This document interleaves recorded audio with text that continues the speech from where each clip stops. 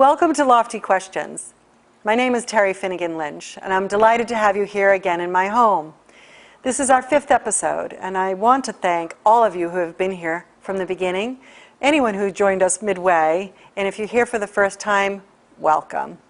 You know, our viewership has grown tremendously since June, and it's really a terrific thing to be able to help people figure stuff out during this COVID crisis. It's been quite a challenge. You know, we've covered a lot of content in these last 4 months, and you know, you might have questions. I would, because it's pretty new stuff. So I invite you to send me an email. loftyquestions@gmail.com was set up to invite you to have a conversation with me. I'd be happy to write back. And if you're more curious about how the coaching thing works, you can visit my website. I'd love to see you there. And that's masterwellnesscoaching.com. You know, what we care about here at Lofty Questions is helping you understand yourself and become a better version of you through this COVID crisis. That's the whole point of this. And we're coming to the end of our season, so we want to make sure that what you're doing with us is useful. So please reach out if that feels right to you. So now, let's find out what today's Lofty Question will be. In our first episode, not only did we ask, who am I, but also, who do I want to be in the new normal? And we followed that up with, what am I learning about myself that I would not have known without this shelter-in-place experience? In the third episode, we went deeper, and we looked at what is my unmet need. And then we followed that last episode with, what is standing in the way of me getting what I want? So today we're going to take it another step forward and ask, how do I get what I want and keep it? Over the last few months, we've been discussing the concept of the big ask. In coaching, the big ask is looking for 4 indicators for sustainable change. And they are, who am I? What do I want? What stands in the way of me getting it? And how do I keep it? But in this series of Lofty Questions, we've gone deeper and wider. And let me explain what I mean by that. We've been looking at how the coaching process helps figure out stuff in a crisis. At first, we talked about the potential opportunity for self-discovery during that big pause of COVID. That comes when we're asked to disengage from the world, to stay at home, and spend more time with ourselves. Then at last time we spoke about the fact that there is a positive intention to every habit that we form, which is actually the behavior that stands in the way of ultimately getting what we want. So today, we're going to focus on how to shift from the habit that is familiar and easy to access to our true, yet elusive desire. All along, I've shared with you my own feelings of loneliness that became so heightened in those first weeks of the COVID crisis, and the coaching experience that have led me now to a beautiful new puppy named Darby. It has been my hope that by sharing my experience, that not only could you relate to it, but it might also serve as a roadmap for your own journey to wellness. So as you might guess, I love to demonstrate the shift in thought and behavior through my own personal stories. So I'll share one today, and then Carlton, my guest, and I will share another one. But for right now, let's head over to Paradigm Corner to unveil a strategy about how to hang on to the precious thing that you find when you take this brave journey of self-discovery through COVID and coaching. So why is the desired state so elusive? Well, could it be that it feels unrealistic, impossible, foolish, even selfish? Yes, that is often how it feels. But before the feeling is a thought, I think it's unrealistic, I think it's impossible, I think it's foolish, or I think it's selfish. Does that sound familiar? Well, these thoughts come out of pre-existing beliefs. And as we say in coaching, what I believe is equal to what I receive. Why we believe in something is rooted in the story of our lives. Many parts of our stories were written by someone else. Our family heritage, our teachers, our peers, society, even the world. So as we walk through our lives, we adapt to it. But what if we could write our own story instead of just being a character in someone else's? So a paradigm, for those who may not know, is a new way of looking at an idea. It's creative, and it's kind of like looking through a new window. It creates curiosity. So today's paradigm is, what I believe is what I create.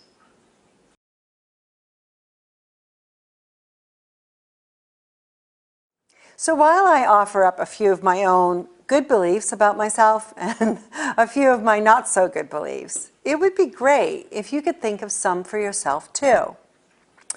So I believe that I'm a divine child of God, and therefore I have faith, I am trusting, and I'm blessed. I also believe that I'm deserving of greatness, so I attract opportunities, people, and love. I believe that I am authentic. So I am true to myself, I become confident and purposeful. Now on the other side, I can believe that I'm meant to be alone, and I end up neglecting others. I become bored and sad. And sometimes I believe that I'm helpless in COVID, and I want to give up. I make myself a martyr, and I justify my bad behavior. And sometimes I also believe that I am not good enough.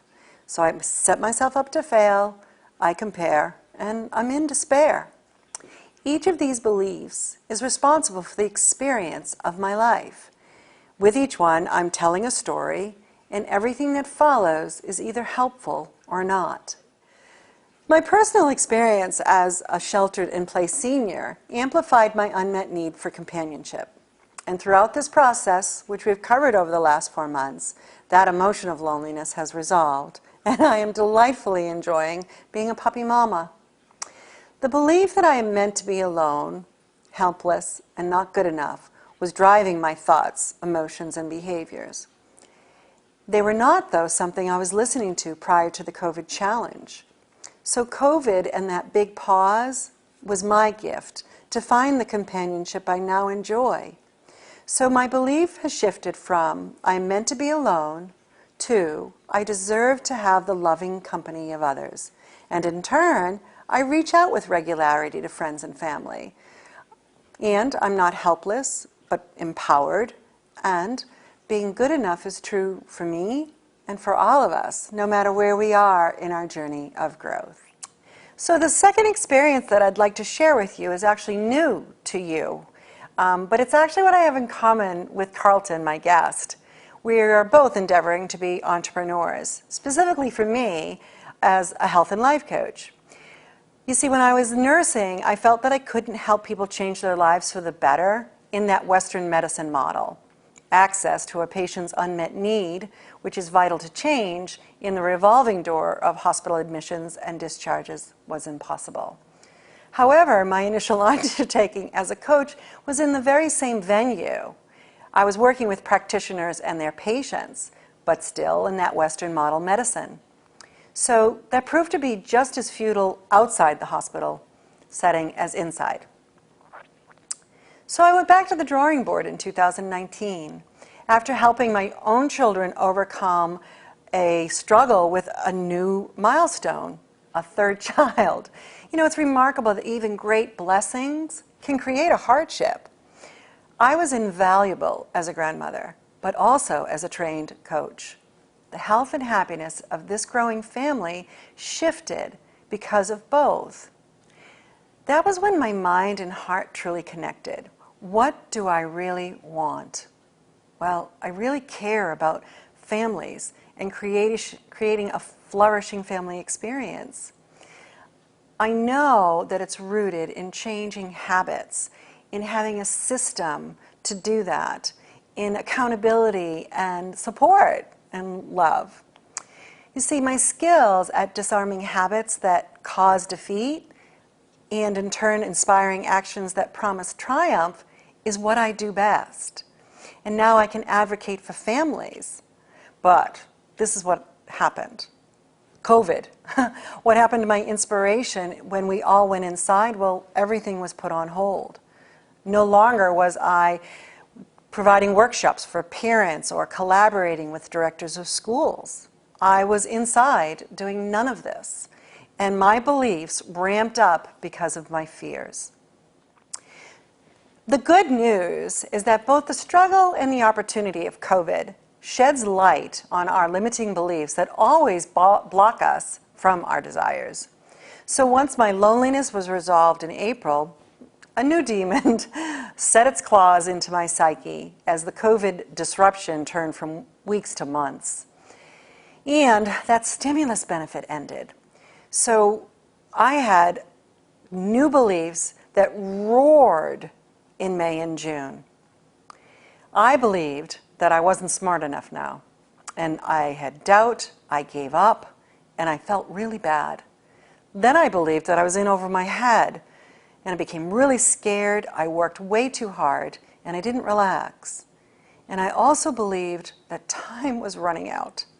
I had anxiety, I worked so ineffectively, and I felt very helpless. Fortunately, the big five of life coaching, that being health, relationships, career, money, and that which is greater, were restored when my loneliness was addressed. So these limiting beliefs were not so daunting. They were pesky for sure, but they're actually very old messages that I have faced many times during the milestones of like going to nursing school at 50 and starting my own gig as a photographer. This paradigm is so helpful in realigning our beliefs. When we understand what I believe is what I create, the task at hand is pretty straightforward. So this is what I'd like you to try. Ask yourself, what is my belief? And write it down. Write down the outcome of that belief. Then decide if that outcome is what you deserve. Then rewrite it to be what you would rather believe and receive. I've done the same thing, and I'm going to share with you my before and after. So you'll remember that I believed that I wasn't smart enough, and that so I had doubt and I gave up. So my new belief that I'd rather believe is that I'm super smart, and the outcome of that is that I trust my thinking and I get things done confidently. I also believed that I was in over my head and I was scared and worked too hard. So when I changed that belief to I'm exactly where I'm meant to be, then I trusted my situation and I worked peacefully. And the last one, that belief that time was running out, I produced so much anxiety and I worked ineffectively. Well, I changed that belief to something I'd rather. I believed that the timing is perfect for my success. So I block schedule, I get creative, and I enjoyed my work. So taking action to shift our lives from struggle to abundance can be done anytime when you change your beliefs. I'd like to introduce Carlton Solomon from SM Enlightenment Media. He's also a jazz urban music musician and a neighbor. He actually lives in town. So welcome to the show. Thank you for being here. Well, thank you for having me. It's a pleasure to be here. So I'm really curious about how SM Enlightenment Radio began. Is it a couple of years old? Where are we on it? Tell me about its origin and what it means and what you really want to do with it. Yeah, well, the SM Enlightenment Radio as the radio station, okay, has been in existence for 2 years now. Actually, as we round out Halloween, because we launched it on Halloween 2 years ago. Great. Yeah, but SM Enlightenment, the whole concept of SMI is Sound Masters, of course, that I called myself as a kid. When I was on the Yale Broadcasting, maybe 15, 20 years ago, I went on a specialty program called SM Enlightenment. And I would go on late at night and I would play like a lot of different eclectic kind of cool, groovy stuff, and just happy stuff just to make you feel good. So that's where the whole concept of it, the SM Enlightenment, it's like a, That's great. So, and the music that you choose to play, where does that come from? What's your library? So our library consists of a lot of the classic soul music, of the 70s, 80s, 90s, up into the present. And then, of course, the classic hip hop, the hip hop that made you feel good, that was, that was just all about good feelings and all of that. We play a lot of that. We play a lot of the classic stuff. We call it feel good radio. So we engineer it in a way so that when you tune in, we're getting you an attitude adjustment. If you need one, you're gonna get it here. You're gonna feel good. We're gonna, make you smile. You know, you might even hear someone named Terry give you some tips on a better life. A lot of different types of stuff. So, with all these different things coming at you, because in the real world, there's so many negative things coming at you. When you come into SM Enlightenment Radio, your experiences, things flowing at you that are positive or feel good or make you smile or make you laugh. Please share about how you came to create the radio station with Steve, and why it's important to you, and what challenges it creates for you. Okay, yeah, sure. Well, SM Enlightenment Radio basically came out of, I guess, a need of mine to always express myself. Okay. I think ever since I was a kid, I always wanted different ways to artistically express myself. I did everything from like playing the instruments, jazz bands, then really getting into hip hop, Right. and actually being, a real agent of that culture. Right. In the late '70s, early '80s, like being one of the first people that you would hear it from. As I went out on my travels. So we started like a group, like it's like sort of like a band, but with like DJs. But we had musicians with us. We had break dancers. We had just all people that just represented the culture. We were kids, and we called it Sound Masters. Okay. We were the Sound Masters crew. So like as years went on, I got older. I went on to school and college, and still was a sound master. And still wanted to DJ, still wanted to rap and say my rhymes and all of that. And that's where I met Steve. In college, he was a DJ, so I was an MC. And then we played together throughout college. And then after college, we started to get really into the music business. You were in New York, right? I was in New York, right. So we became recording artists, and we had a crazy time with that. Just being slapped around from record company to record company. We were getting offers from other record companies to like go out to the West Coast and stuff like that, but to do music that we really did not believe in. Oh, okay.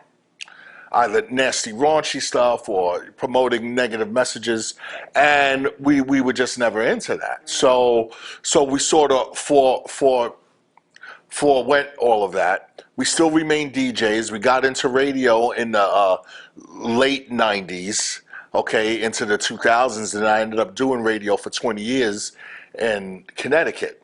Okay. All right, yes. because that's what I wanted to learn the industry. So then I did terrestrial radio for 20 years, and then once that radio bug bites you. Yes. So how has your message of positivity evolved over time?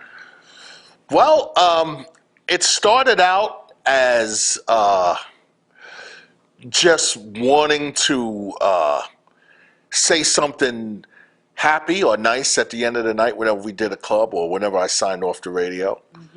So, it started with positive is the attitude. And it sounded catchy, it was nice, it was cute. And I started around 25 years ago. And then I just stayed on course with that. And then the whole message it seemed like it grew more as social media came into play. because then when you have Facebook, then you have those posts. And then I would notice if I say positive is the attitude as a status, it's like so many people would jump on and like it. So I said, oh, Yeah. I think I'm on to something here. So, Yep. so yeah, I just started to grow it, and then after a while, I something hit me. The universe, God spoke to me and said, "Positive, positive is more than just an attitude. Positivity is everything. Because if you're positive, it's like all things, all good things are positive, and it's just like when you go into a dark room and you turn on the light, where's the darkness go? And that to me, that's that light. Positivity is everything. That's light, and light, enlightenment. So like wow, it's like it's all coming together. Yes. Great job. So that's how it Really is fun. evolves. So tell me, what do you want your audience to take away from listening to SM Enlightenment Radio?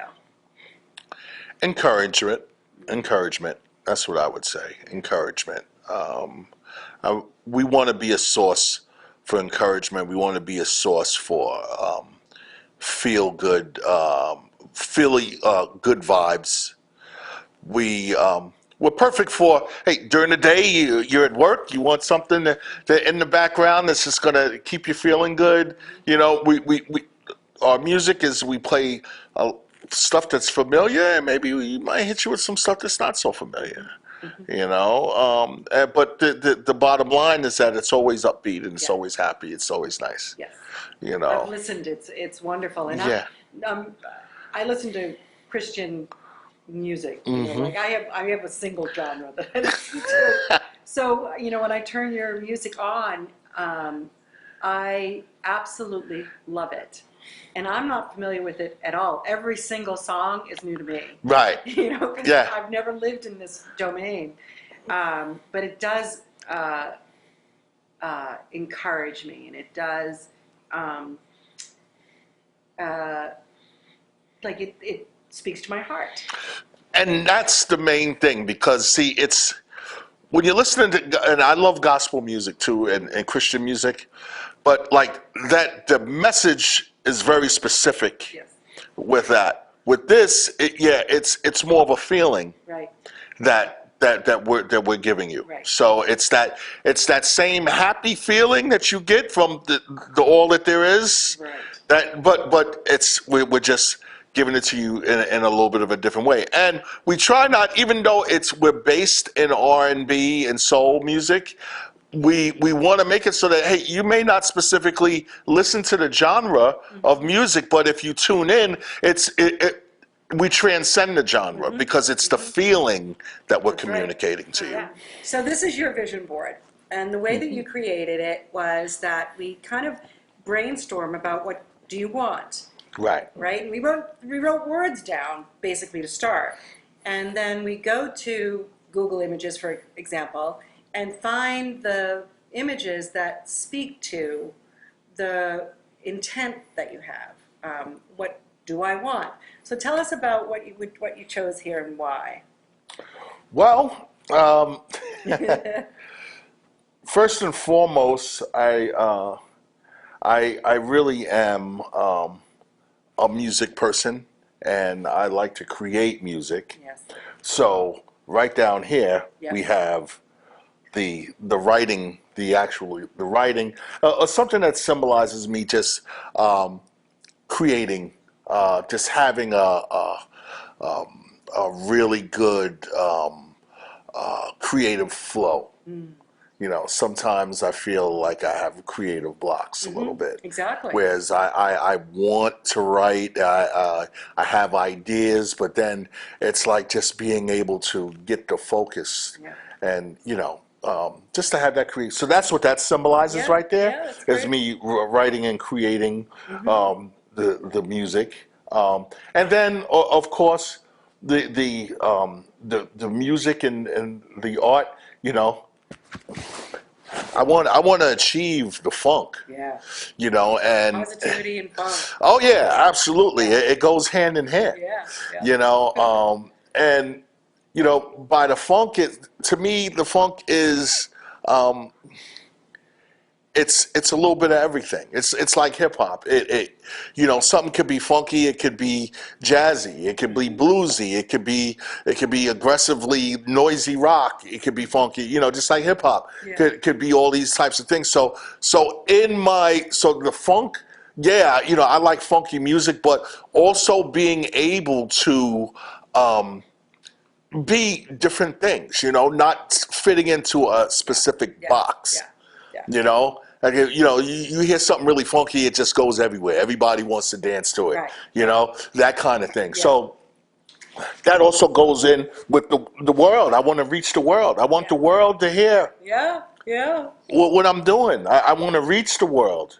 I love that image. Yeah, Very cool. and I want to do it mostly on my own. So I want to learn the technology. I want to master the technology. So that's where that is. And hand in hand with the technology and the music, I have specific visions of it being in film and a part of film and television, and also being able to do film and TV myself. I want to be able to produce and edit and do those types of things, Yeah. And along the way, hopefully, I could pick up some bread. Yeah. Money's always on my dream board. Got to pick up some bread, to get that notoriety. But what it really comes down to at the end of the day, out of all of these things that I do, the things that I touch in the world, I want to do it well, and I want to do it extremely well.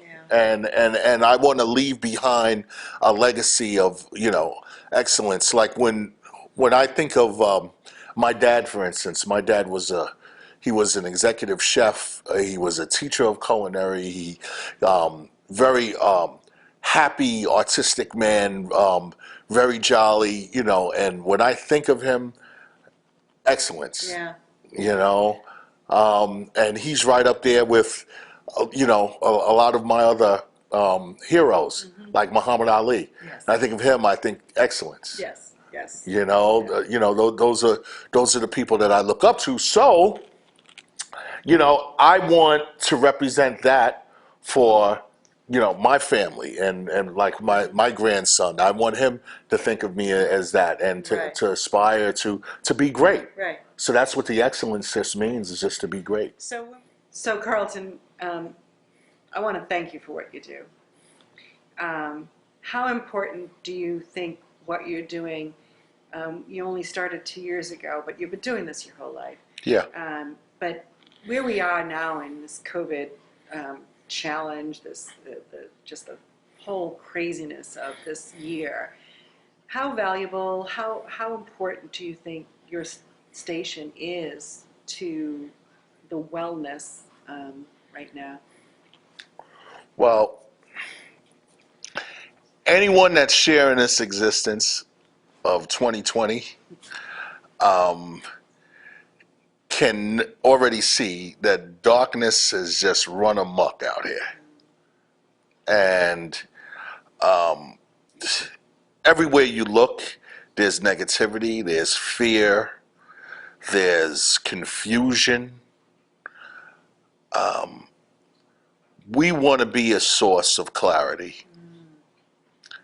And you're only going to get clear by, seeking the light and opening yourself up to the light. And that's that warmth, that light, that good feeling. That's what it is that we subtly promote to you.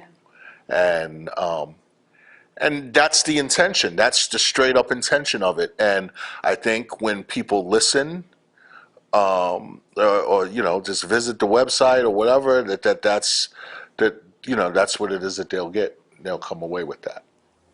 So that brings our show to an end. Thank you so much for being here. And thank you, Carlton, for being such a great guest. I love your message of positivity. Thank you, Lunenburg, for giving us a home. And we'd love to hear from you at loftyquestions@gmail.com. If you're curious about coaching, you can visit my website at masterwellnesscoaching.com. There's cool videos and content that you might enjoy. Our next episode is our season finale. We really hope to see you there, and thank you for being here today. Have a wonderful day.